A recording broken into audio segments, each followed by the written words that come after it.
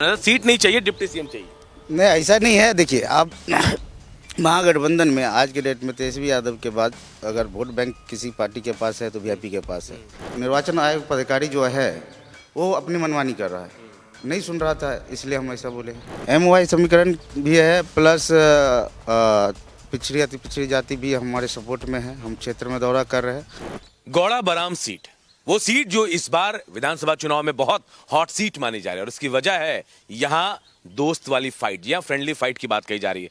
क्योंकि ये सीट कही जा रही थी मुकेश सहनी जो वीआईपी के चीफ हैं वो लड़ने वाले थे, लेकिन आखिरी वक्त पर उनके भाई संतोष सहनी ने यहां से नामांकन किया। संतोष जी हमारे साथ है। संतोष जी, आखिर वो क्या वजह हुई कि पहले कहा जा रहा था मुकेश सहनी यहां से चुनाव लड़ेंगे, उसके बाद अचानक आपका नाम सामने आ गया? नहीं, ऐसा नहीं है, लड़ना उन्हीं को था, पर बाद में ऐसा लगा, सोचे कि पूरा विधानसभा दौरा करना है उनको, तो अपने क्षेत्र में टाइम नहीं मिलेगा, इसलिए फिर मुझे बोले कि चुनाव लड़ना है, तो फिर हम नॉमिनेशन कर दिए। इतनी जल्दी तैयारी हो गई संतोष जी? हाँ, तैयारी मेरा 1 साल पहले से हम तैयारी यहाँ पे कर रहे थे। आप लोग देख रहे हो, 1 साल पहले से ही हम यहाँ पे पूरा क्षेत्र का दौरा कर रहे हैं। और सारे मतलब इस गांव में 110 गांव हैं, जिसमें 85 गांव ऑलरेडी चुनाव से पहले ही हम दौरा कर चुके थे, तो इसलिए मुझे तैयारी में उतना ज़्यादा। मतलब ये संतोष जी को पता था कि चुनाव लड़ना है, मुझे लड़ना हो या भाई को लड़ना, तैयारी तो होना चाहिए, तो उसके हिसाब से हम लोग तैयारी कर रहे थे। कितनी बड़ी चुनौती है इस बार ये विधानसभा चुनाव, क्योंकि फ्रेंडली फाइट की बात कही जा रही है? फ्रेंडली फाइट ऐसा नहीं है। महागठबंधन से आश्वासन मिला है 29 तारीख को संभवता है कि यहाँ पे गौराबराम में तेजस्वी जी का प्रोग्राम हो, और उसमें वो अपना बात रखेंगे, उससे काफ़ी चीज़ें क्लियर हो जाएगी। हमें तो ये जानकारी मिल रही थी कि तेजस्वी अपने कैंडिडेट के खिलाफ आपके लिए प्रचार करेंगे।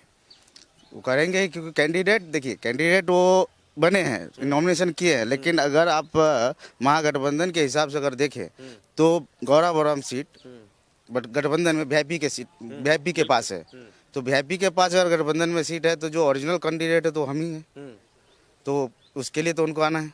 आपने शायद धमकी दी थी कि भाई हम केस करेंगे, कोर्ट जाने वाले हैं। नहीं, देखिए जो निर्वाचन आयोग पदाधिकारी जो है वो अपनी मनमानी कर रहा है, नहीं सुन रहा था, इसलिए हम ऐसा बोले। यहाँ का जो सामाजिक समीकरण है, मुझे जो जानकारी है सबसे ज्यादा मुस्लिम मतदाता है और एससी मतदाता है, तो क्या आप एमवाई समीकरण के भरोसे हैं? एमओआई समीकरण भी है, प्लस पिछड़ी अति पिछड़ी जाति भी हमारे सपोर्ट में है। हम क्षेत्र में दौरा कर रहे हैं, और ज़्यादातर हम लोग के सपोर्ट में है, और हम लोग के साथ घूम रहे हैं और प्रचार कर रहे हैं। अगर अफजल अली बैठने को तैयार नहीं होते तो एमवाई समीकरण आप समझ रहे हैं वाई उनके साथ जाएगा। पिछली बार 6000 वोटों से भी कम अंतर से वो हारे थे।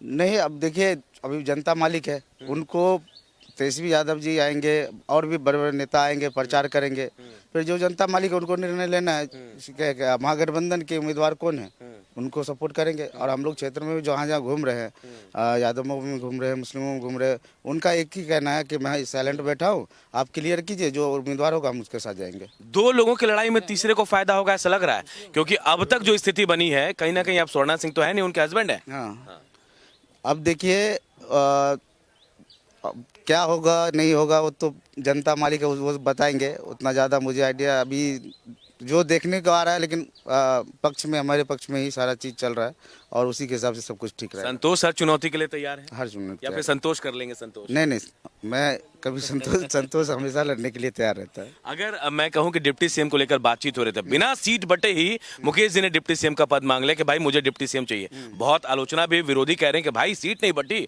पहले डिप्टी सीएम मांग लिए। मतलब सीट नहीं चाहिए, डिप्टी सीएम चाहिए।